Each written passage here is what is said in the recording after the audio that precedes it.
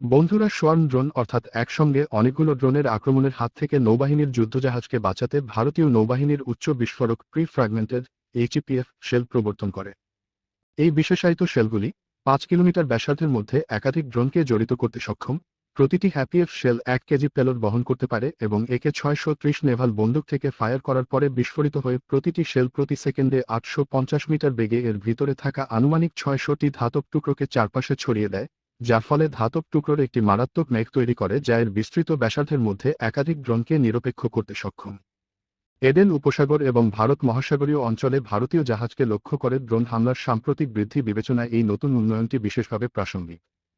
এইচইপিএফ শেলগুলি commanding অফিসারদের এই হুমকিগুলি মোকাবেলা করার জন্য একটি অতিরিক্ত শক্তিশালী হাতিয়ার সরবরাহ করবে, যা ইতিমধ্যেই বিদ্যমান অ্যান্টি ড্রোন সিস্টেমগুলির পরিপূরক।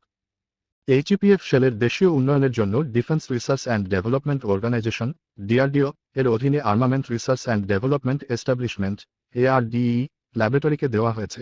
আর্ডের director A Raju naval armament ইন্সপেক্টরেটের কাছে উৎপাদন নথি হস্তান্তরের বিষয়টি নিশ্চিত করেছেন। নৌবাহিনীকে তাদের অপারেশনাল প্রয়োজনের ভিত্তিতে নির্মাতাদের সাথে সরবরাহের আদেশ দেওয়ার পথ প্রশস্ত করেছে।